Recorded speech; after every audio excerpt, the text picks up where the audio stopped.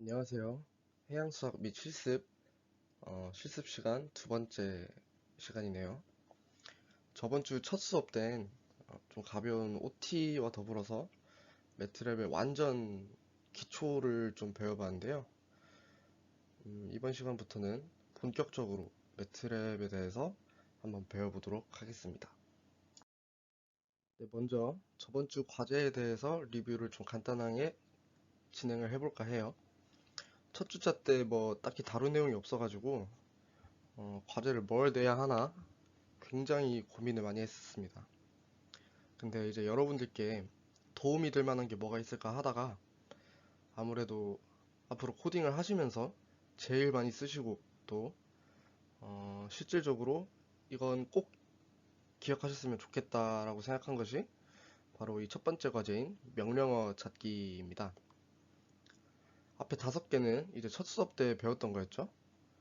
근데 마지막 6, 7번이 처음 보는 명령어라 적잖이 당황하셨을 거라고 예상을 합니다. 제가 절대로 실수로 낸 게 아니고요. 여러분들께서 앞으로 코딩을 하시면서 헬프 함수나 doc 함수 또는 뭐 매스워크에 들어가가지고 찾아보던가 아니면 직접 구글링을 해가지고 뭐 명령어나 함수나 코딩 방식에 대해서 이렇게 서치를 해볼 일이 굉장히 많을 거예요. 그렇기 때문에 예습 느낌으로다가 그걸 한번 경험을 해보시라고 제가 넣어드렸습니다. 어, 일단 이 과제의 직접적인 답이죠. 각 함수들의 뜻은 헬프 함수를 쳐도 굉장히 쉽게 나오고 5번까지는 저번 시간 때 다 배웠던 거니까 넘어가고요. 6, 7번은 이번 시간에 배울 예정이니 그때 설명을 드리도록 할게요. 자, 이번엔 두 번째 과제입니다. 행렬의 연산에 관한 거였죠. 두 개의 행렬에 대해서 각종 계산을 해보시는 거를 드렸는데 지금까지 채점한 바로는 모든 분들께서 다 잘 하신 것 같더라고요. 나머지 1, 2, 3번이랑 5번은 다 했던 내용이니까 넘어가고요. 제가 야심차게 넣어놨던 4번 문제에 대해서만 잠시 짚고 넘어갈게요. 4번에 a 곱하기 b는 a와 b의 성분들의 곱이었어요. 성분끼리의 곱은 무조건 행렬들의 차원이 맞아야 된다고 이렇게 말씀을 드렸었는데 여기 보시면 A는 3 3 행렬이었고요. B는 3 2 행렬이었기 때문에 A의 3열에 있는 친구들은 같이 계산이 될 만한 짝이 없죠. 그래서 계산이 되지 않습니다. 나름 킬러 문제로 넣어놨는데 적중률이 아직까지는 100%여서 좀 실망스럽긴 하네요. 여러분들을 너무 과소평가해서 죄송하고요. 앞으로는 과제를 좀 어렵게 내도록 할까 합니다. 농담인 거 아시죠? 네, 1-2번의 답을 좀 여러분들이 궁금해 하실 것 같아가지고 첨부를 해드렸는데요. 4번 보시면은 빨간색으로 이렇게 행렬의 차원이 일치해야 합니다라고 되게 무시무시하게 적혀 있죠. 앞으로 여러분들께서 코딩을 하면서 제일 많이 볼 색깔이 이 빨간색입니다. 이걸 바로 에러라고 하는데요. 절대 두려워하지 마시고 전에 그 오픈 채팅방에서 이은주 조교님께서 말씀하신 대로 겁먹지 마시고 다시 한번 차근차근 이제 뭐가 문제인지 되게 친절하게 잘 가르쳐줘요, 매트랩은. 그래서 그 부분을 다시 한번 곰곰이 생각을 해보고 뭐 구글링을 하시든 뭐정 안 되면 이제 저희 조교들한테 물어보시든 여러 가지 방법이 있으니까 절대 겁먹지 마세요. 그게 제일 중요한 것 같아요. 여러분들은 잘 하실 수 있습니다. 자, 그러면 두 번째 시간 본격적으로 수업을 시작하도록 하겠습니다. 네, 이번 시간에 처음 다룰 내용은 많이 낯익죠? 바로 변수선언 명령어입니다. 매트랩은 고작 프로그램이기 때문에 여러분들의 머릿속을 이렇게 들여다보진 못합니다. 하나하나 일일이 다 설명을 해줘야 되는데요. 변수들을 사용하기 위해서는 내가 이 문자를 변수로 사용할 것이다 라고 설명을 해줘야 된다는 거죠. 이렇게 예시들을 보시면 이 sims 명령어를 이용하여 변수를 선언하기 전에는 이렇게 에러가 뜨지만 심스로 나는 x를 변수로 사용할 것이다 이렇게 선언을 해주고 난 뒤에는 아무 문제 없이 잘 돌아간다는 것을 알 수 있습니다. 마찬가지로 옆에도 sims abcd라고 이렇게 선언을 해주면 이 매트랩이 주인님께서 이 문자들을 변수로 사용할 것이구나 라는 걸 알게 된다는 거죠. 사용 방법은 예시를 보시면 아시겠지만 굉장히 간단합니다. 먼저 sims라는 명령어를 준 후에 변수명만 이렇게 본인이 원하는 것들을 쳐주면 되는데요. 여기서 sim이라는 변수는 변수 하나만 가능하고요. sims는 이렇게 변수 여러 개가 사용 가능하니까 보통 특별한 경우 아니면 sims를 써주시면 되겠습니다. 다음으로 알아볼 내용은 바로 함수 생성 명령어입니다. 바로 직전에 배웠던 변수 선언과 마찬가지로 함수도 매트랩에게 이 함수를 쓸 거다 라고 명령을 해줘야 사용이 가능한데요. 함수를 생성하는 방법에는 여러 가지가 있습니다. 먼저 inline 명령어인데요. inline 명령어를 입력하고 나서 괄호 안에 본인이 원하는 함수를 이렇게 따옴표와 함께 입력을 해주시면 되는데요. 예시를 보시면 이렇게 x제곱 플러스 3x 플러스 2라는 함수를 이 inline 함수를 통해서 f라는 변수에다가 넣어줬어요.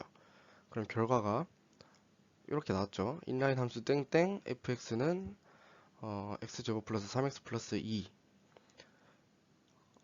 근데 여기서 주의를 하셔야 될 부분은 행렬끼리의 곱셈에서 이 닷을 붙여줘야 한다는 것인데요.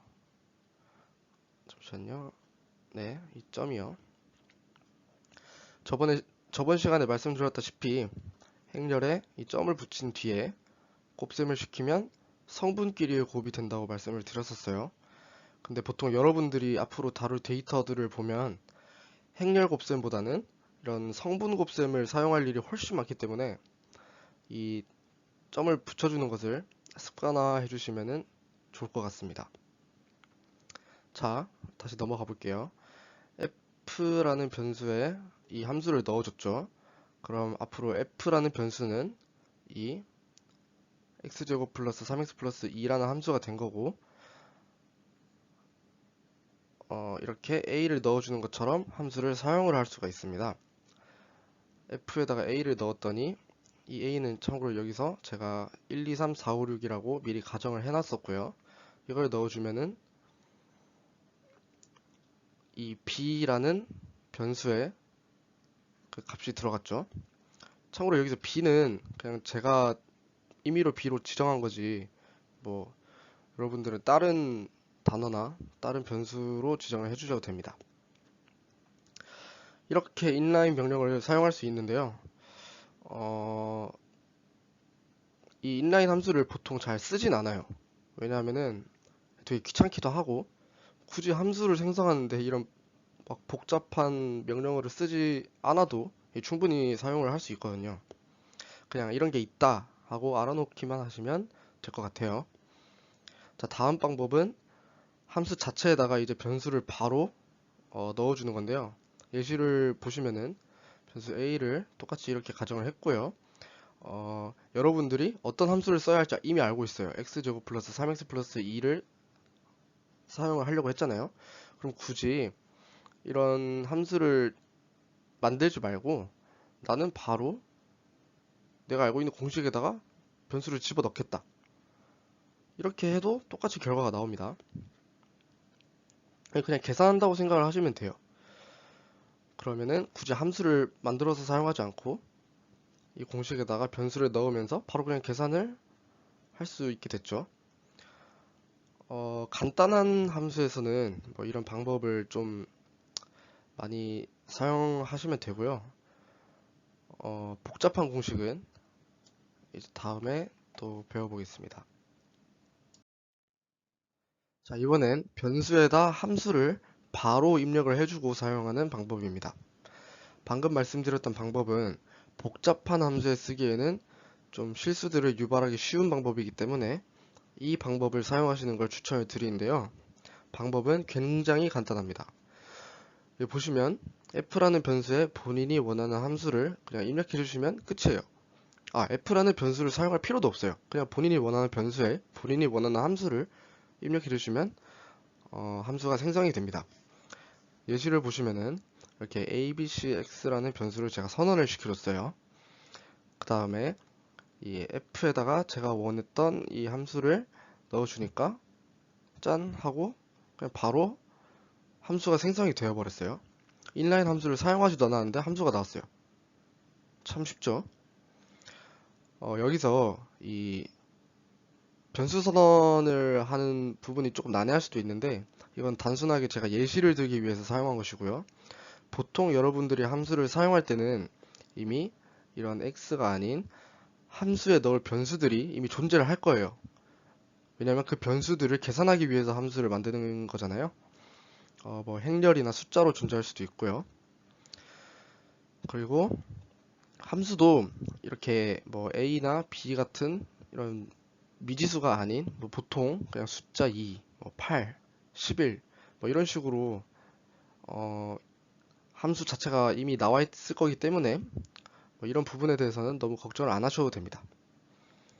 즉 마지막으로 정리를 하자면 간단한 계산에서는 두 번째 방법을, 조금 길거나 복잡한 함수는 이 마지막 방법을 사용하시기를 추천드립니다. 다음 볼 내용은 함수 미분인데요. 이거는 뭐 지금 당장 미분에 대해서 제가 이렇게 심도 있게 가르친다기보다는 어차피 여러분들 미분에 대해서 다 아실 테니까 명령어만 간단하게 소개를 드리고 갈게요. 이 diff라는 명령을 쓰시고 f라는 함수를 넣어주면 이 f는 참고로 여기서 썼던 함수를 그대로 갖고 온 겁니다. 그러면 이렇게 바로 1차 미분을 해줬어요. 그 다음에 f,2를 넣어주면 이거는 1차 미분에서 한 번 더 미분을 한 2차 미분이 됩니다. 이것도 숙지해 놓으셨다가 나중에 사용하실 일이 있으면 사용하시면 될 것 같아요. 자, 미분의 반대가 뭐죠? 적분이죠. 적분도 똑같아요. 이 int라는 명령을 그냥 사용하시면 되는데요. 참고로 여기 f는 바로 전 슬라이드에서 만들었던 사용하였던 그냥 그 함수를 그대로 가져왔고요. int에다가 f를 넣어주면은 저희가 알고 있는 부정적분이 돼요. 구간이 정해져 있지 않은 그런 적분이고요. 정적분은 이제 구간이 뭐 예를 들면 이런 함수가 있을 때 이렇게 구간을 정해줘서 적분을 하는 거죠. 이건 마찬가지로 int를 써준 뒤 이 시작과 끝을 같이 입력을 해주시면 됩니다. 예시를 참고해 주시길 바랄게요. 네, 이번엔 치환인데요. 치환은 그냥 말 그대로 변수를 다른 값으로 치환을 한다 라고 생각을 하시면 돼요. 이 명령어도 사실 많이 쓰진 않는데 그냥 알아만 두시고요. 어떻게 사용을 하는지는 지금 말씀을 드릴게요. 바로 이 subs라는 명령을 사용하신 뒤에 이 f는 함수예요. 계속 써왔던 함수를 자꾸 쓰고 있는 겁니다. 아까 제가 보여드렸던 함수, f에다가 함수를 생성을 해줬잖아요. 거기 변수가 되게 많았어요. 뭐 a, b, c 그리고 x도 있었죠. 그 중에서 치환하고 싶은 변수를 여기다가 적어주시고요. 치환하고 싶은 값, 어떤 값으로 치환을 할 것인지를 넣어주시면 끝이에요. 자, 이거는 여러 개의 변수와 여러 개의 값을 넣기 위해서 사용하는 건데, 보통 이런 같은 파라미터에서 여러 개를 사용할 때는 이런 식으로 대괄호를 사용해서 묶어주는 경우가 많아요. 이거는 그냥 팁 아닌 팁인데 잘 알고 계셨으면 좋겠고, 이거를 해석을 해보자면 f라는 함수에서 변수 1에다가 값 1을 넣고, 변수 2에다가 값 2를 넣고, 변수 3에다가 값 3을 이렇게 넣어준다는 뜻입니다. 이건 예시를 보는 게 좀 빠를 것 같은데요. 예시를 보시면 subs에서 f, 아까 그 함수고요.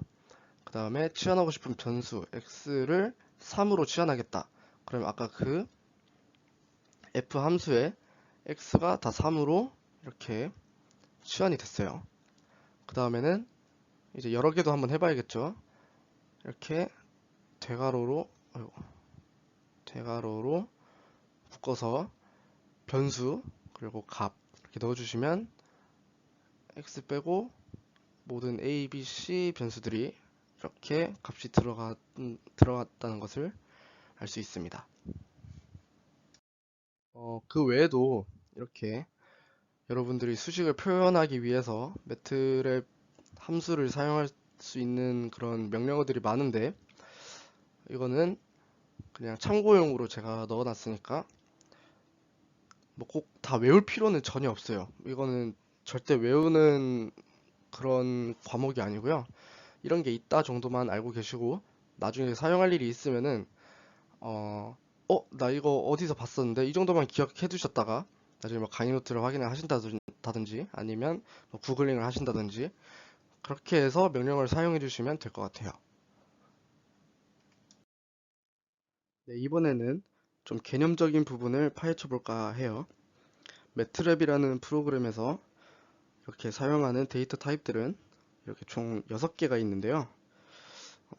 여러분들께서 이 6개를 막 시험 공부하듯이 외우실 필요는 전혀 없지만, 각각의 뭐 이름이나 특성 정도는 좀 알고 계시면 훨씬 도움이 될 것 같아요. 먼저 로지컬은 굉장히 단순한 데이터 타입인데요.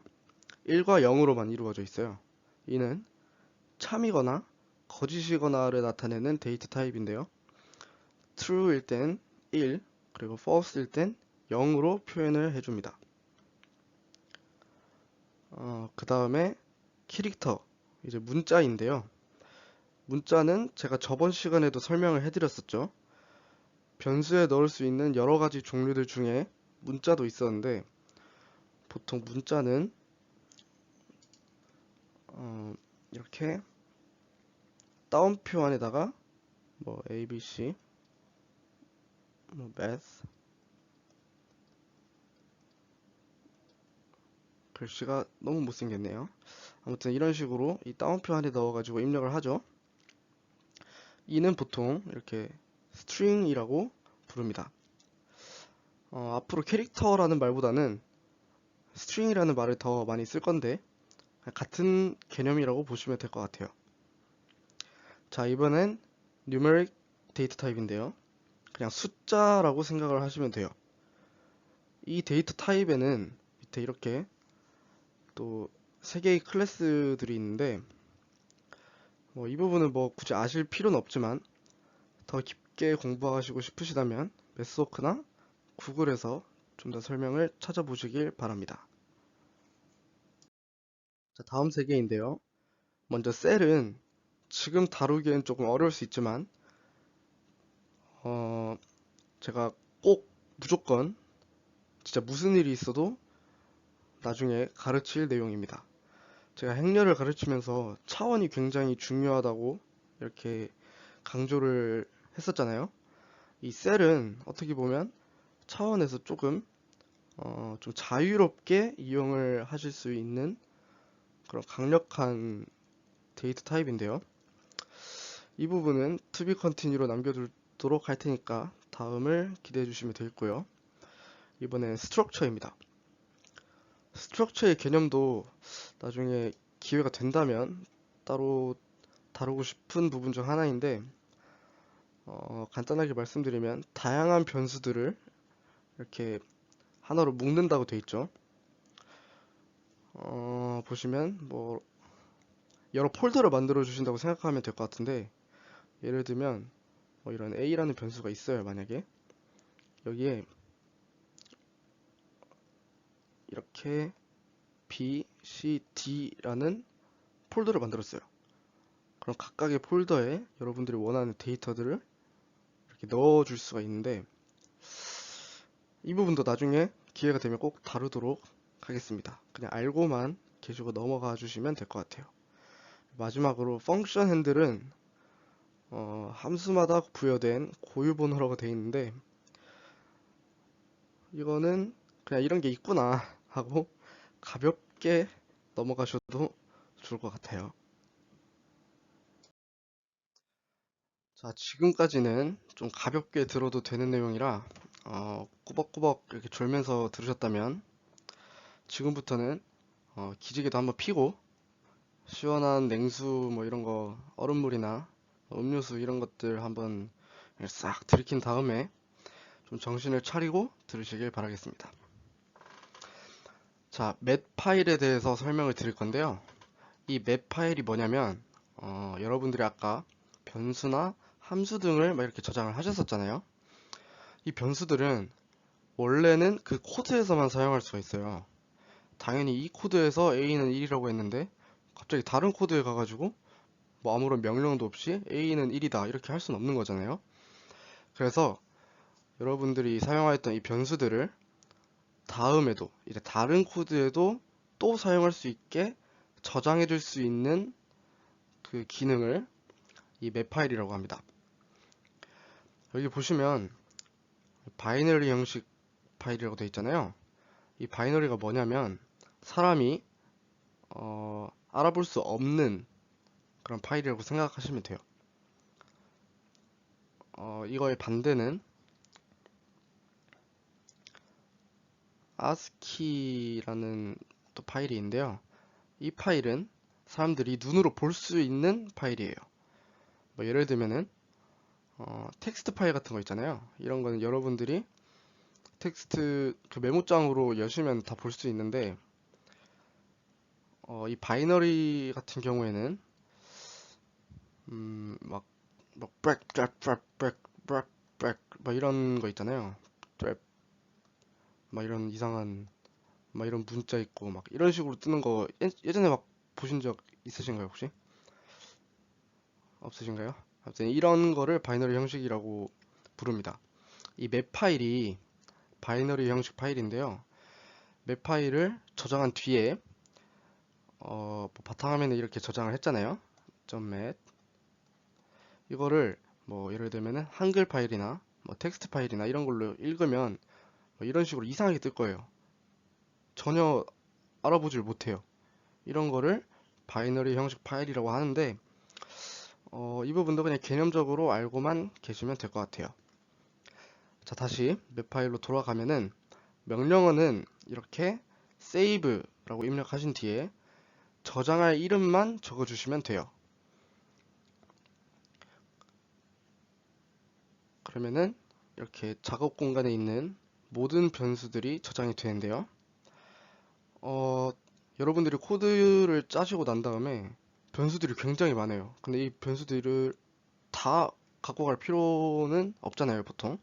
그래서 거기서 여러분들이 원하는 변수만 저장을 따로 할 수 있는데요. 이렇게 똑같이 세이브라고 해주시고 어떤 이름으로 저장할 건지 적어주신 다음에 본인들이 원하는, 여러분들이 원하는 그 변수 이름만 이렇게 쭉 나열해주면은 이렇게, 이게 예시잖아요. 이렇게 해주시면은 A와 D만 저장이 된다는 걸 알 수 있습니다. 자, 그러면 이렇게 저장된 맷 파일을 어떻게 다시 읽냐? load라는 함수를 사용하시면 되는데요. 여러분들이 지정하였던 그 이름 있잖아요. 뭐 예를 들면 이렇게 bribes라는 이름으로 저장을 했어요. 그 다음에 이 이름을 넣고 이 파일은 그러니까 맵 파일이니까 .met을 붙여준 다음에 로드를 하시면 똑같이 이렇게 로드를 해서 변수들을 사용할 수가 있습니다. 자, 이번엔 여러분들이 코딩을 앞으로 하시면서 가장 많이 사용하게 될 기능이라고 제가 감히 말씀을 드릴 수 있을 것 같아요. 바로 그래프를 그리는 명령어인데요. 일단 그래프를 그리기 위해서는 당연히 1대1 대응이 돼야겠죠. 예를 들면은 A는 1이고 B는 3이에요. 네, 이런 A와 B가 있을 때 이걸 그리고 싶어요. 그럼 1, 3 해가지고 여기 점을 찍잖아요. 이 원리예요. 이렇게 그래프를 그리는 건데, 이 그래프를 이 파라미터라는 것들을 이용해서 다양하게 꾸밀 수가 있어요. 이거는 바로 뒤에서 배워볼 거고요. 자, 명령어는 plot에서 x축, y축 이렇게 입력을 해주시면 돼요. 이게 x축, y축이라고 말씀을 드렸는데 좀 더 쉽게 설명을 해드리자면 x축에 들어갈 데이터 그리고 y축에 들어갈 데이터라고 생각을 하시면 돼요. 그럼 바로 예시를 볼게요. x 데이터는 그러니까 변수 x에는 1, 2, 3, 4, 5가 있고 y는 마이너스 1, 2, 3, 1, 5가 있어요. 이걸로 그림을 그리고 싶은데 어떻게 그리냐? 그러면 플롯을 써준 다음에 x축에 들어갈 이 값들, 그 다음에 y축에 들어갈 값들을 넣어주시면 자동으로 이렇게 그림을 그려주게 되는데요. 여기서 매트랩은 보통 이렇게 플롯을 쓰면 이거를 이렇게 1, 아이고 1,1, 2,2 죄송합니다. 이거 1, 마이너스 1이죠. 네, 1, 마이너스 1, 2,2 뭐 3,3, 4,1 이게 제가 아까 넣었던 x와 y 값이잖아요. 이걸로 그림을 그리겠다고 했으니까. 근데 이거를 점으로 찍어주는 게 아니라 다 리니어하게 이 선형으로 이어줍니다. 이렇게. 아시겠습니까? 플롯은 기본적으로 이렇게 선형으로 이어주는 기능이 있고요. 자, 그럼 이거를 좀 더 고급 단계로 들어가서 어떻게 바꿔주고 어떻게 꾸미냐에 대해서 설명을 드릴게요. 자, 이제 꾸미는 방법들에 대해서 설명을 해드릴 텐데요. 제가 설명을 해드리는 부분들은 굉장히 극소수예요. 정말 무궁무진하게 많은 기능들이 있고 많은 옵션들이 있으니까 제가 설명을 안 해드렸다고 해서 여러분들이 이런 거 못하는 건가? 라고 하지 마시고 이제 방법을 모를 때 저번에 말씀드렸던 DOC 함수 있잖아요. 이 플롯을 DOC 함수를 통해서 찾아보시면 그 도움말에 옵션들의 종류들이 이렇게 쭉 다 나와요. 거기서 보시면은 이런 옵션들이 있고 이거를 이렇게 조절을 하면은 내가 원하는 함수를 그릴 수 있겠구나, 내가 원하는 그림을 그릴 수 있겠구나, 이걸 아셨으면 좋겠고, 또 굉장히 중요한 꿀팁인데 구글링을 잘 하시는 게 정말 중요합니다. 구글링도 이렇게 키워드로 뭐 단어 해가지고 본인이 원하는 그런 궁금증을 해결할 수 있는 그런 노하우를 터득하는 것이 굉장히 중요한데요. 예를 들면은 뭐 플롯에 대해서 모른다. 그러면 뭐 영어로 매트랩이라고 치시거나 아니면 뭐 한글로 치셔도 돼요. 한글로 치셔도 잘 나오거든요. 매트랩 뭐 그림 그리기 이런 식으로 뭐 키워드를 설정을 하셔서 검색을 하시면 굉장히 잘 나와요. 아니면 이렇게 치신 다음에 이미지를 들어가시면 이렇게 그림들이 굉장히 많잖아요. 사진들이. 거기서 이제 본인이 이게 내가 원했던 그림인데 하면은 그거를 들어가셔서 코드를 쭉 보신 다음에 여기서 내가 이 부분을 쓰면은 이런 그림이 나오겠구나. 이런 거를 좀 이런 노하우를 좀 습득을 하셔가지고 잘 써먹는 게 굉장히 중요합니다. 만약에 이 부분에 대해서 잘, 습득이 잘 안 되거나 이 부분이 좀 어렵다면 제가 나중에 여러분들이 원하시면 구글링을 하는 방법에 대해서 좀 이렇게 따로 설명을 드리는 시간을 마련을 해보도록 하겠습니다. 원하시면은 뭐 언제든지 말씀을 해주세요. 수요가 많으면 제가 바로 생각을 좀 해보겠습니다. 자, 그래프를 꾸미는 방법에 대한 건데요. 먼저 그래프의 모양에 대해서 설명을 드릴게요. 그래프를 그릴 때 뭐 이런 선도 있고 뭐 점선도 있을 거고 이런 식으로 점, 원, 별 뭐 이렇게 여러 가지 방법이 있잖아요. 이걸 다 설정을 해줄 수가 있어요. 이거는 바로 예시를 보도록 할 텐데요. 자, 아이고, 이렇게 플랫을 쓰신 다음에 본인이 그릴 데이터들을 이렇게 넣어주고 그 뒤에 컴마를 치신 다음에 이렇게 따옴표로 뭐 여러 가지 문자들이 있죠. 이렇게. 자, 이거를 저희가 파라미터라고 부르는데요. 플롯이라는 함수에 여러 옵션들을 설정을 해주는 그런 기능이라고 보시면 될 것 같아요. 여기 보시면 제가 점을 붙였죠. 그러면은 아까 원래 실선이던 그런 그래프가 이렇게 점으로 바뀌었어요. 자, 이번에 별을 넣어줬는데요. 이번에 별로 바뀌었어요. 이거는 지금 그 강의 노트 상에선 잘 보일지 모르겠는데 이건 여러분들이 직접 다 해보셔야 되는 거예요. 무조건. 그래야 손에 익고 나중에 그래프를 그릴 때 또는 뭐 과제를 할 때 무리 없이 하실 수 있으니까 제가 첫 번째 시간 때도 말씀드렸지만 지금 꼭 매트랩을 켜서 같이 실습을 하시는 것을 추천을 드릴게요. 자, 이번에 점선인데요. 점선은 이 슬래시라고 해야 되나? 이 짝대기 있잖아요. 이거를 두 번 이렇게 넣어주시면 이런 식으로 나오게 됩니다. 제가 아까 말씀드렸다시피 이 플랫 그 도움말을 가시면은 이거 말고도 굉장히 종류가 많으니까 다 확인을 한번 해보시길 바랄게요. 네, 모양에 이어서 이번에는 색깔입니다. 색깔도 이렇게 기본적으로 뭐 파란색으로 보통 나오는데 그거 말고도 뭐 여러 가지 색깔로 조정을 할 수가 있어요. 그 중에서 대표적으로 뭐 RGB 다 아시죠? Red, 뭐 Green, Blue 그리고 이 K가 조금 헷갈릴 수 있는 건데 B는 블루예요. 근데 여러분들이 많이 쓸 색깔 중에서 블랙이 있을 거란 말이에요. 블랙은 뭐냐? 블랙이 바로 이 K입니다. 이거 중요하니까 잘 기억해 두셨다가 나중에 이 두 개 혼동되는 일 없도록 조심해 주세요. 이것도 마찬가지로 뒤에 이렇게 붙여주시면 돼요.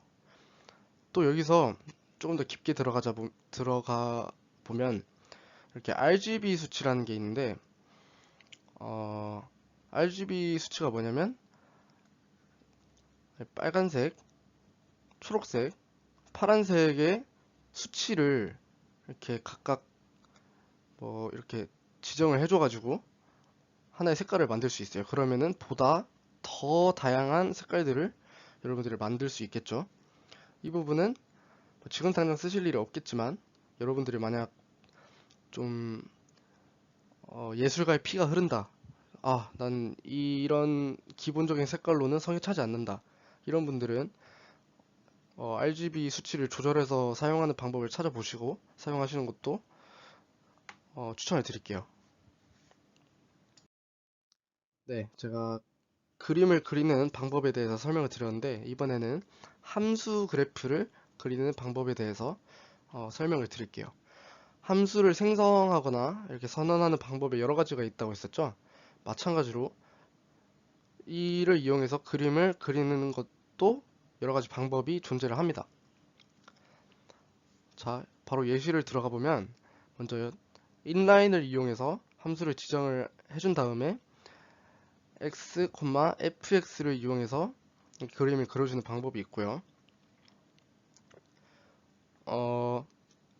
제가 아까 설명해드렸던 방법 중에서 마지막 방법이었죠. F에다 바로 그냥 함수를 넣어준 다음에 x, f 이렇게 사용해 주셔도 되고요. 또 이 플랫에다가 플랫은 아까 제가 x축에 들어갈 데이터, y축에 들어갈 데이터라고 말씀을 드렸잖아요. 그래서 x축에는 x가 들어가고 y축에 들어갈 함수를 이렇게 직접 손으로 입력을 해줘서 쓰는 방법도 있어요. 물론 저는 이 두 번째 방법을 제일 추천을 합니다. 보통 코딩을 할 때 이 방법을 많이 쓰기도 하고요. 근데 다만 주의하셔야 될 점이 아까 뭐 심스를 이용해서 x라는 변수를 선언을 해줘야 여기서 사용을 할 수 있었죠. 근데 플랫을 그릴 때는 심스 x로 x를 선언을 하기보다는 이렇게 미리 범위를 설정을 해줘요. 그래야 매트랩이 이 함수를 그렸을 때 어디서부터 어디까지 그릴지 이제 알겠죠. 예시를 보시면 먼저 x를 이렇게 마이너스 10부터 10까지 이 괄호는 제가 그냥 보기 편하라고 붙인 건데 안 쓰셔도 돼요. 안 쓰셔도 되고 x는 마이너스 10 땡땡 10 이런 식으로 쓰셔도 됩니다. 이게 마이너스 10부터 10까지 한 칸씩, 그러니까 1씩 올라가는 벡터를 생성을 하는 거였죠. 그러면 거기가 마이너스 10부터 10까지의 벡터가 x이고요. f는 그 x를 이용해서 이런 함수를 명령을 해준 겁니다. 그러면은 x와 f로 그림을 그리면 이렇게 나오는데요. 자, 여기서 아까 저희가 마이너스 10부터 10까지로 x의 범위를 지정해 줬잖아요. 그럼 플랫을 그릴 때도 마이너스 10부터 10까지 이렇게 나옵니다. 이해가 잘 가시나요? 네, 이번에는 2차원 그래프를 그리는데 한 창에 여러 그래프를 그리는 방법에 대해서 설명을 해드릴 텐데요.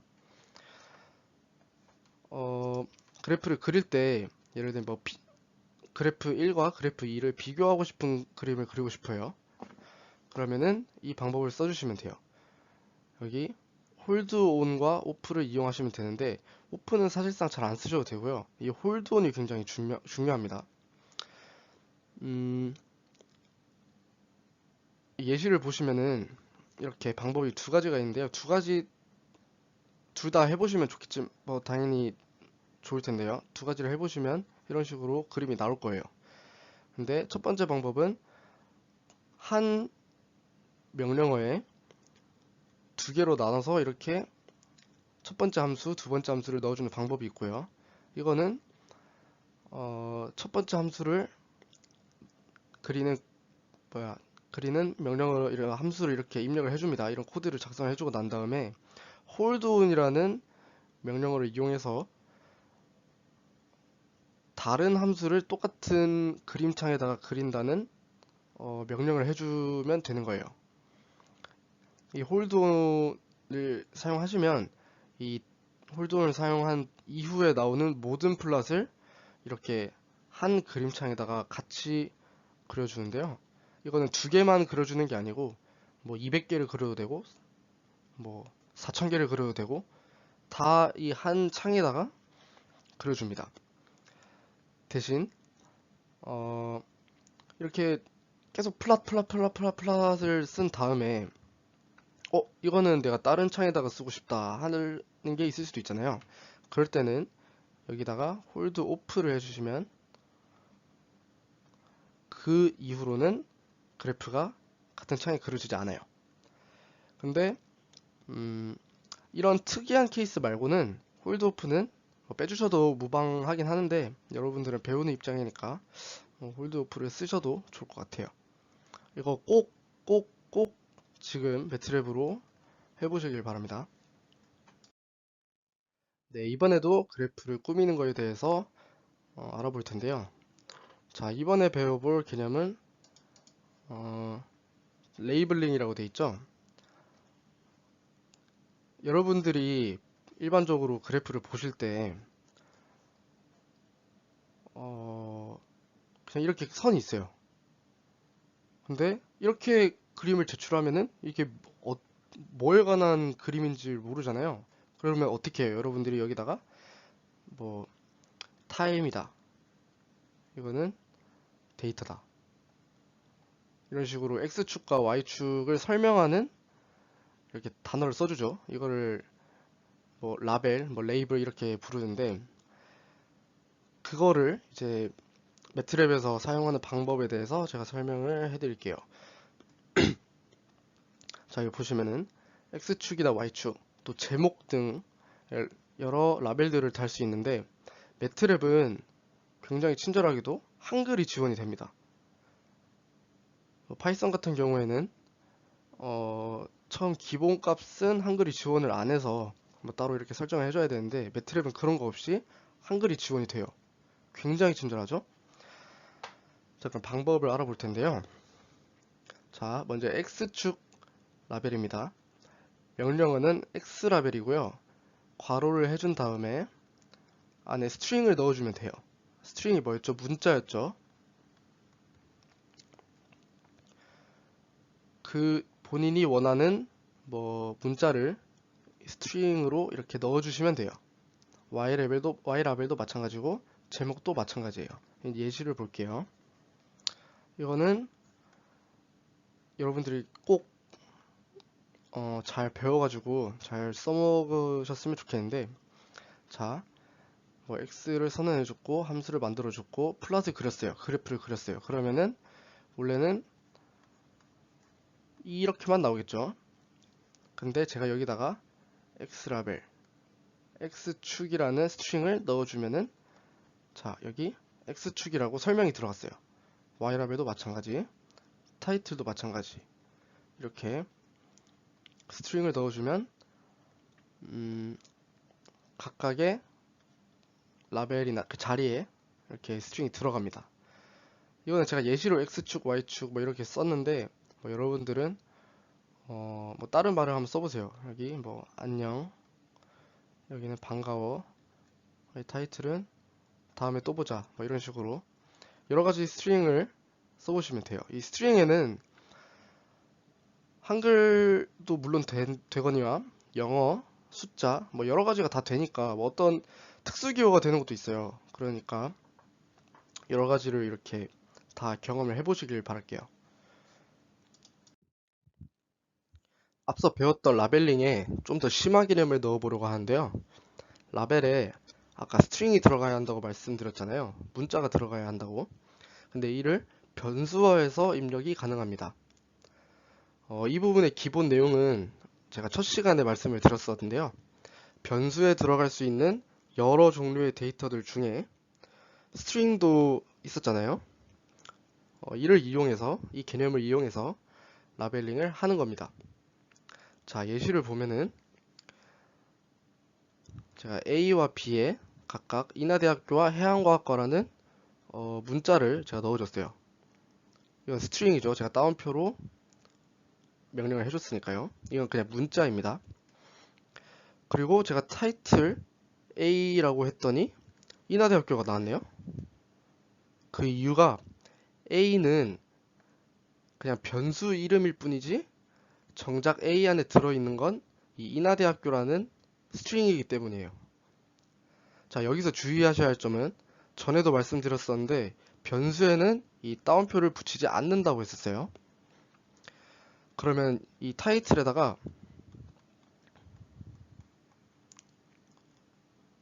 A를 넣고 여기 따옴표를 붙이면 어떻게 될까요?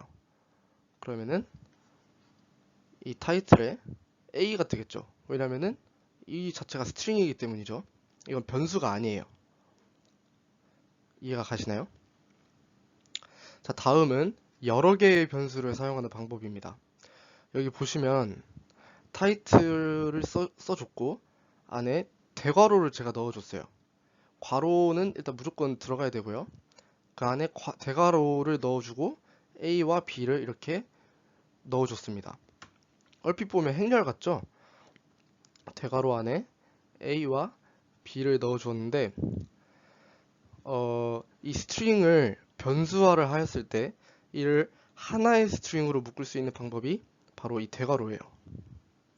지금 명령창에다가 똑같이 이렇게 대괄호를 입력해 주시고 안에 A, B를 넣어서 한번 엔터를 쳐보세요.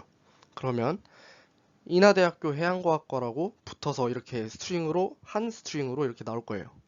이게 굉장히 중요한 개념인데 이를 이용해서 이 두 가지의 변수를 라벨링을 한 겁니다. 이렇게.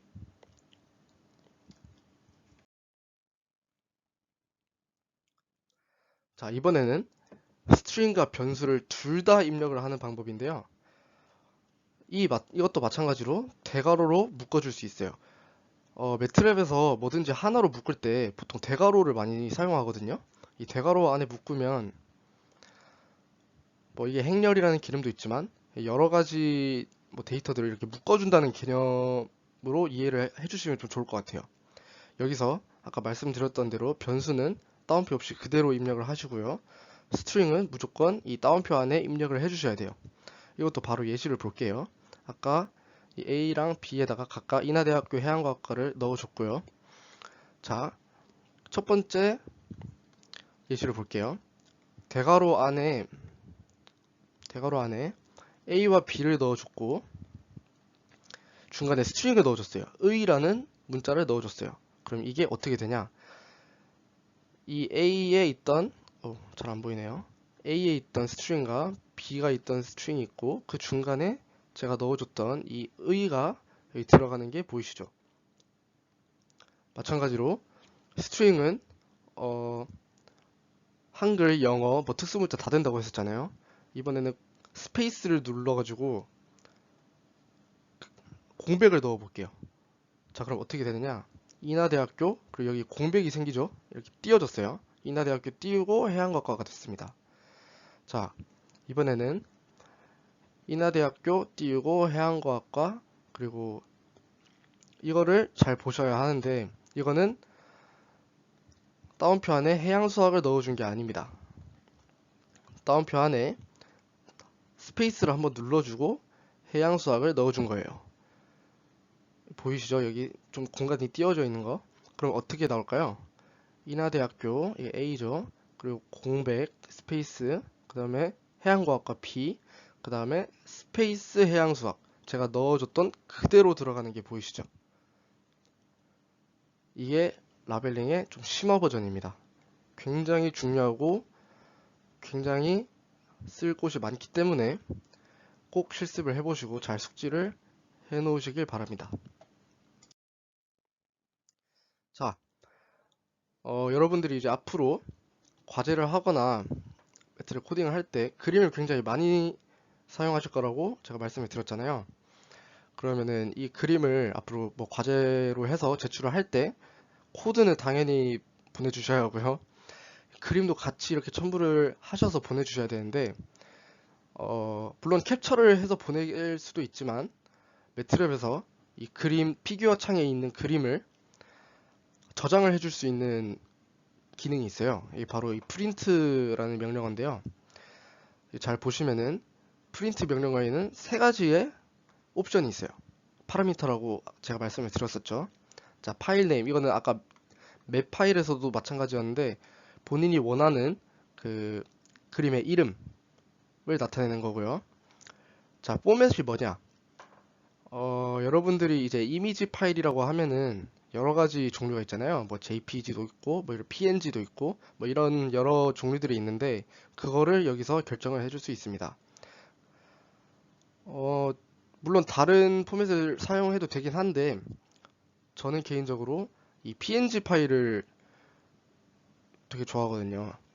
이게 매트랩에서 저장을 하였을 때 좀 제일 깔끔하게 나온다고 해야 되나? 그래서 여러분들도 이 PNG 파일을 사용하시는 걸 추천을 드리고 PNG 파일을 바로 그냥 여기다가 PNG를 넣는 게 아니라 여기 위에 예시를 보시면 다운표 안에 -dpng라고 입력을 해주시면 됩니다. 그리고 마지막으로 레졸루션이라는 파라미터가 있는데 레졸루션은 해상도라는 뜻이에요. 이미지의 품질을 나타내는 건데 이거는 -r을 해서 뒤에 숫자를 조정을 해주면서 이제 본인이 원하는 그 해상도를 이렇게 조절을 할 수 있는데요. 여기 보시면 제가 이 똑같은 그림을 마이너스 250과 마이너스가 아니고 250이죠. 마이너스 R 250과 마이너스 R 50으로 제가 설정을 해줬습니다. 이게 바로 250짜리의 레졸루션이고 이게 50짜리 레졸루션인데 얼핏 보면은 그냥 크기가 다르다고 생각하실 수 있는데요. 크기가 다른 게 아니라 이 그림을 이 그림과 똑같은 사이즈로 이렇게 늘렸을 때 화질이 굉장히 깨져서 나올 거예요. 즉 해상도가 떨어진다는 걸 알 수 있죠. 하지만 이 해상도를 너무 높이면 그 코드가 돌아가는 속도도 굉장히 느려지고 용량도 되게 커지기 때문에 보통 150에서 200 정도의 해상도를 사용하시면 됩니다. 네, 오늘의 마지막 개념일 것 같아요. 오늘도 역시 시간이 조금 길어지는 것 같은데 그만큼 여러분들께 좀 열심히 가르치려고 하는 제 마음이라고 생각해 주시면 감사하겠습니다. 자, M 파일이란 쉽게 말해서 그냥 코드 파일이에요. 이때까지 여러분들은 명령창에다가 이제 코드를 입력을 하셨을 텐데요. 이제부턴 코드가 좀 길어질 예정이기 때문에 왼쪽 상단에 있는 C 스크립트를 눌러서 C 스크립트 좀 발음이 좀 셌네요. C 스크립트를 눌러서 편집키를 띄우시고 앞으로는 여기서 코딩을 하시길 바라겠습니다. 한마디로 여러분들이 레벨업을 하신 거예요. 자, 편집기에서 코드를 작성하시고 이거를 실행시키려면은 이를 무조건 저장을 해야 되는데요. 이때 생기는 파일이 바로 M 파일이고요. 확장자는 .m입니다. M 파일은 두 가지의 종류가 있는데 바로 스크립트 파일과 함수 파일인데요. 이 둘에 대해서 이제 배워보도록 할게요. 자, 먼저 스크립트 파일입니다. 스크립트 파일은 방금도 말씀드렸다시피 그냥 코드 파일이에요. 명령창에서는 한 줄을 입력을 하면은 바로 실행을 시키고 한 줄을 입력하면 또 바로 실행을 시켜야 되는데 지금부터는 그러실 필요가 없이 처음부터 끝까지 여러분들이 코딩을 하시고 난 다음에 이거를 실행시키면 한 번에 코드가 돌아갑니다. 즉 여러 줄의 명령어를 이렇게 사용을 했다가 안 돌아갈 때마다 이제 중간중간 수정만 할 수 있다는 건데요. 이거를 저장을 하면은 명령창처럼 이렇게 바로 삭제가 되는 게 아니라 다음에 다시 이제 사용이 가능합니다. 그 M 파일을 이제 불러와가지고 내가 여기서 뭐 돌리고 싶은 게 있다 그러면은 뭐 불러와서 이렇게 돌린다던가 하실 수가 있어요. 자, 두 번째로 함수 파일인데요. 이거는 펑션 파일이라고 합니다. 아까 저희가 계속 함수를 만들어 줬잖아요. 이번에는 여러분들이 원하는 새로운 함수를 이제 생성을 할 수 있는데 이게 무슨 말이냐면 f는 ax 플러스 b라는 그런 함수가 아니라 저희가 명령어를 이용을 하잖아요. 이 명령어도 다 이런 펑션 파일이 저장이 돼 있기 때문에 매트랩 자체에 저장이 돼 있기 때문에 그거를 불러와서 사용을 할 수 있는 거예요. 즉 여러분들이 매트랩 코딩을 하면서 이 기능은 내가 앞으로 두고두고 쓰고 싶은데 이걸 그냥 나만의 함수로 만들어서 하나의 명령어로 만들어서 이거를 앞으로도 계속 사용하고 싶다. 이럴 때 사용하는 파일이고요. 여기 보시면은 다른 M 파일에서 코딩할 때 사용이 가능하다고 했잖아요. 이거를 저장을 해 놓으면은 앞으로 여러분들이 다른 코딩을 할 때 그 함수를 쓸 일이 있으면은 언제든지 불러와서 사용을 할 수가 있어요. 네, 그럼 먼저 스크립트를 작성하는 방법에 대해서 설명을 좀 해드릴게요. 제가 첫 번째 시간에도 말씀드렸었던 그리고 과제에서도 나왔었던 이 clear clc close all 이게 바로 초기화하는 그런 명령어들이었죠. 이거를 보통 스크립트의 제일 첫 줄에 필수적으로 넣어줘야 돼요. 왜냐하면은 이거를 안 넣고 여러분들이 코드를 계속 실행하고 수정하고 또 재실행하고 하다 보면은 이게 변수들이 막 충돌을 할 때가 있어요. 코드를 돌릴 때는 반드시 백지 상태에서 코드를 돌려야 하기 때문에 이 clear 그리고 세미콜론 띄우고 CLC 세미콜론 띄우고 close all 이거를 거의 하나의 문장처럼 이렇게 묶어서 제일 첫 줄에 꼭 넣어주시길 바랍니다. 자, 이거를 넣어주신 다음에는 이제 본격적으로 코드를 작성하게 될 텐데요. 여러분들이 원하는 코드들을 그냥 명령창에 입력하듯이 코딩을 해주시면 돼요. 한 줄에 한 코드를 넣고 그 다음 엔터를 치면 그 다음 줄로 내려가니까 또 코드를 넣고 이렇게 쭉쭉쭉쭉 다 넣고 나면은 이제 코드가 완성이 됐죠. 그럼 이거를 실행을 시키셔야 합니다. 위에 초록색 그 플레이 버튼 있잖아요. 그 실행 버튼인데 실행 버튼을 누르시거나 키보드에 F5를 누르시면 처음에는 여러분들이 코드를 저장을 안 했기 때문에 코드를 저장하라고 이렇게 메시지가 뜰 겁니다. 그러면은 이제 여러분들이 원하는 이름으로 코드를 저장을 해주시면 결과값이 나오게 되는데요.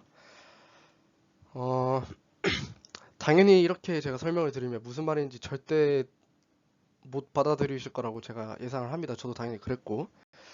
그래서 제가 예시를 한번 갖고 와봤어요. 자, 여기 보시면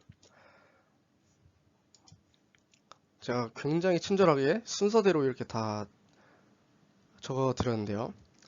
자, 1번 초기화 아까 clear all CLC close all 이거를 무조건 세트처럼 이렇게 첫 줄에다가 입력을 해달라고 말씀을 드렸죠.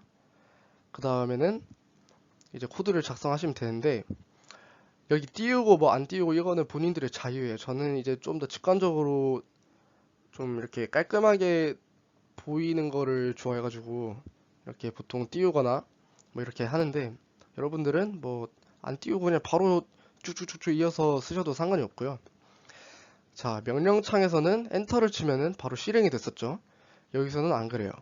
이렇게 세 번째 줄에 이 코드를 쳤어요. 그럼 엔터를 치면 그냥 네 번째 줄로 넘어갑니다. 이어서 코드를 작성할 수 있어요.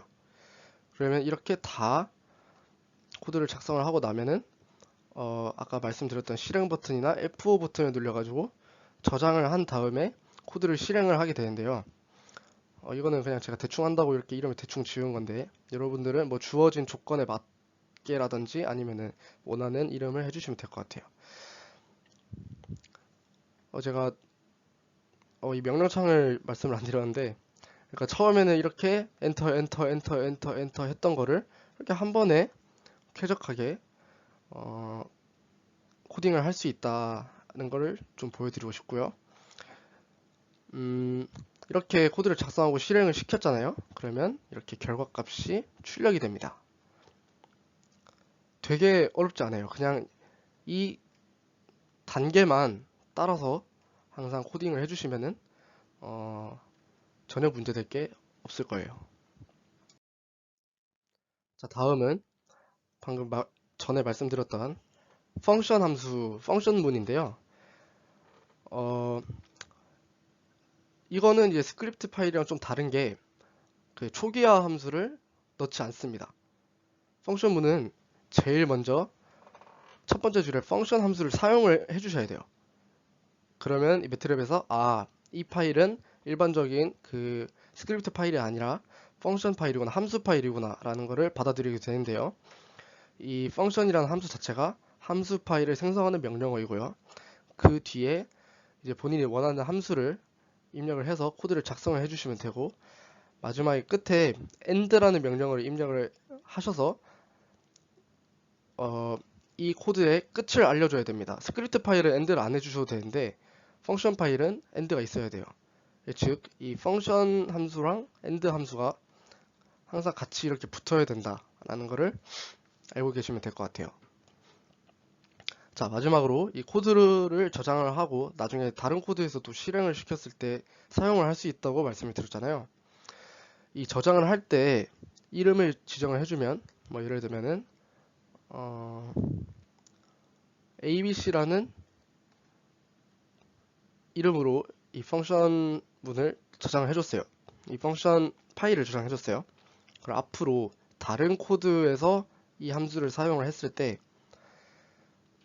뭐 abc 아이고, ABC 거기다가 내가 x를 넣겠다. 뭐 이런 식으로 사용을 해주시면 돼요. 자, 이것 또한 제가 예시를 갖고 와봤는데 여기 보시면은 파이 x 제곱이라는 함수를 제가 앞으로 계속 쓸 것 같아서 이거를 하나의 펑션 파일로 만들겠습니다. 자, 먼저 펑션 함수를 사용하라고 말씀을 드렸죠. 이렇게 펑션 함수를 사용을 하고요. 그 다음에 이렇게 코드를 작성해 주시면 돼요. 이 y는 fx가 무슨 뜻이냐면 y라는 변수에 뭐 x에 관한 함수를 넣겠다 뭐 이런 뜻이고, 그거에 대한 설명을 여기다가 써주시면 되는데, 마지막에 이 and를 붙이라고 말씀을 드렸죠. 그러면 이렇게 묶이는 표시가 날 거예요. 이게 이제 앞으로 펑션 함수 말고도 다른 함수에서도 이런 그 그림이라고 해야 되나? 이런 부분이 나올 텐데, 이거는 여기서부터 여기까지 하나의 묶음이다 라고 생각을 해주시면 될 것 같고요. 자, 이거를 이름을 제가 my underbar fun 이라고 펑션 뭐 이렇게 저장을 했습니다. 그러면 앞으로 이 my function이라는 함수를 제가 만든 거기 때문에 명령어처럼 사용을 할 수가 있는 거예요. 여기다가 0을 넣겠다. 그러면은 여기다가 0을 넣은 거죠. 답은 0이고 1을 넣으면은 뭐 파이만 남겠죠. 그래서 3.141592 뭐 이런 식으로 나온다는 걸 알 수 있습니다. 이 펑션 함수는 어떻게 보면 굉장히 중요한 부분이긴 한데, 사실 여러분들이 앞으로 코딩을 하면서 쓰실 일이 있을진 잘 모르겠어요. 그래도 알아두면 굉장히 좋을 것 같고, 중요한 거는 전에 말씀드렸던 스크립트 파일, 이제 그냥 일반 M 파일을 좀 잘 숙지를 해주셨으면 좋겠습니다. 자, 마지막으로 이 M 파일이나 펑션 파일을 사용을 할 때 경로 설정이라는 게 되어 있어야 사용이 가능한데요. 여기 보시면 경로를 설정하였을 때 그 해당 폴더의 함수는 어디서든 사용이 가능하다고 되어 있잖아요. 지금은 아직 뭐 절대 경로나 상대 경로의 개념을 안 배웠기 때문에 여러분들이 코드를 이렇게 작성하고 실행시켰을 때 이게 막 다른 폴더 막 이 폴더가 있고 저런 폴더가 있고 하면은 매트랩이 이거를 못 받아들일 수 있어요. 일단 기본적으로 여기다가 코드를 이렇게 작성을 하였을 때 이 현재 폴더라는 거 보이시죠? 이 폴더에 코드가 저장이 되는데요. 여기 보시면은 제가 my function이라는 코드를 이 폴더에다 저장을 한 거예요. 그러면은 이 현재 폴더는 매트랩이 계속 보고 있다는 거예요. 여기에 있는 코드들이나 뭐 펑션 함수들은 언제든지 사용을 가능하게 해주겠다. 근데 이게 컴퓨터에 있는 전체 폴더를 다 보기에는 너무 시간도 많이 걸리고 용량도 많이 차지를 하기 때문에 매트랩이 이제 기본적으로 보고 있는, 기본적으로 이렇게 경로가 설정되어 있는 그 폴더들을 이렇게 보여주거든요. 여기 보시면 경로 설정을 들어가시면 이런 식으로 경로가 쭉 나와요. 여기 있는 모든 함수들은 따로 이렇게 이 폴더 안에 들어가지 않아도 함수를 쓸 수 있는 건데, 여기 안에 들어있는 함수들은 대부분 여러분들이 쓰는 명령어들이라고 보시면 될 것 같아요. 자, 그러면은 이제 여러분들이 코드를 저장을 하였을 때 이게 경로가 설정이 만약 안 돼 있으면 어떻게 설정을 하느냐, 이 경로 설정을 들어가서 폴더 추가를 해주신 다음에 저장을 해주시면 그 본인이 원하는 폴더가 이렇게 추가가 돼서 경로 설정이 됩니다. 이 부분은 그냥 알고만 계시면 될 것 같고요. 제가 언제가 될지 모르겠지만 다음에 말씀드릴 이제 상대 경로와 절대 경로라는 개념이 있어요. 이 부분만 마스터 하시면 경로 설정 이 부분은 볼 일이 거의 없을 것 같아요. 하지만 지금은 이 부분을 배우지 않았기 때문에 경로 설정을 만약 해야 된다고 하면 이런 식으로 할 수 있다는 거 알아두셨으면 좋겠습니다. 자, 이제 두 번째 강의의 수업은 이것으로 마치겠고요. 여러분들이 제일 기다리는 시간이죠. 과제 시간입니다. 이번 과제는 총 두 개고요. 홈워크 02-1과 02-2가 살짝 연계가 돼 있어요. 02-1을 성공을 해야 02-2의 과제를 하실 수 있을 텐데요. 되게 간단해요. 제가 다 설명을 드린 부분들이고, 여기 변수 목록에 있는 변수들을 맵 파일로 저장을 한 다음에 코드와 맵 파일을 같이 제출을 하시면 됩니다. 코드의 이름은, 그리고 맵 파일의 이름은 여기 주어진 대로 저장을 해주시면 되고요.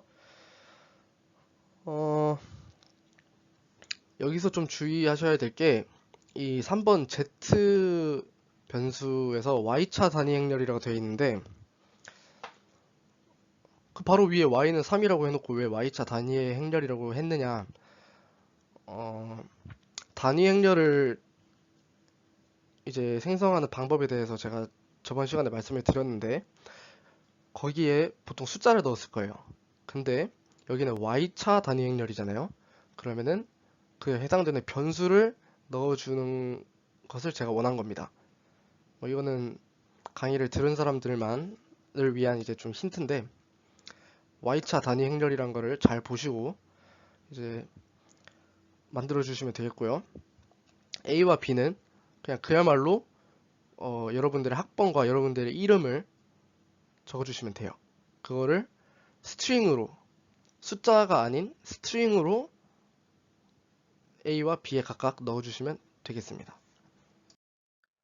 자, 다음은 02-1에서의 그 맵 파일 저장한 거 있잖아요. 그거를 불러온 다음에 그걸 이용해서 아래의 그림을 그려야 됩니다. 일단 먼저 여기 필요한 변수들이라고 되어 있잖아요. 5개의 변수들 중에서 여러분들이 필요한 변수들이 있을 거고 필요 없는 변수들이 있을 거예요. 그거를 잘 구분하셔서 불러와 주시면 되겠고요. 이 함수를 그림으로 나타내는 데 이제 이런 조건들이 있는데, 여기 처음에 보시면 함수는 그래프를 보고 유추하라고 되어 있잖아요. 여러분들은 다 고등교육을 받으신 똑똑하신 분들이니까 이 그림을 보고 이게 어떤 함수인지 어떤 그래프인지 알 수 있을 거예요. 당연하죠. 그 다음에 그래프의 색상과 스타일, 제가 아까 파라미터 설명드렸죠. 그거는 지금과 똑같이 해주시면 돼요. 참고로 왼쪽 상단에서 오른쪽 하단으로 내려오는 거는 파란색이고요. 그 반대는 빨간색입니다. 그리고 그래프의 제목은 본인의 학번과 이름을 써주시는데요. 이거와 똑같은 형식으로 써주셔야 돼요. 학번, 콤마 띄우고 이름이 제목이 돼야 됩니다. 그리고 코드와 그림의 이름은 저장을 하실 때 hw 언더바 02 언더바 02로 통일을 해주시고요. 이게 같은 이름이라도 코드는 M 파일이고 그림은 PNG 파일이라서 아마 저장이 될 거예요. 걱정 안 하셔도 되고, 저장 형식, 아까 그림을 저장하는 형식이 있다고 말씀드렸잖아요. 그거는 PNG 파일, 그리고 해상도는 200으로 설정을 해주시면 되겠습니다. 네, 과제는 이렇게 총 2개이고요. 하나당 파일 2개씩 총 4개의 파일을 전 시간에 말씀드렸던 그 형식대로 이렇게 압축해서 보내주시면 되겠습니다. 오늘도 시간 계산을 잘 못했네요. 제가 전에 시간을 줄여드리겠다고 약속을 했었는데 다음에는 진짜 한번 노력을 해보겠습니다. 근데 그렇다고 설명을 안 하고 넘어갈 순 없잖아요. 그쵸? 여러분들한테는 이제 1시간짜리지만 저는 이걸 다 녹화하려면 한 대여섯 시간이 걸려요. 지금도 목이 다 쉬었는데 일단 이번 주부터 내용이 쉽진 않을 거예요. 강의를 보시면서 꼭 실습을 해보셔야 되고요. 여러 번 복습을 해보시는 거를 꼭 추천해 드릴게요. 막 에러 나고 막 이렇게 어렵다고 잘 안 된다고 절대 포기하지 마시고, 과제도 제가 어렵게 낸 게 아니고 강의에서 말씀드렸던 부분을 그냥 거기 있는 부분만 다 낸 거기 때문에 충분히 하실 수 있을 겁니다. 뭐 언제나 그랬듯이 모르는 내용은 메일이나 쪽지, 카톡 등을 이용해 주시면 되겠고요. 월요일이나 금요일 뭐 이때 질문 시간에 이현주 조교님을 통해서 질문을 해주셔도 될 것 같아요. 오늘 하루도 긴 강의 들으시느라 정말 고생 많으셨습니다.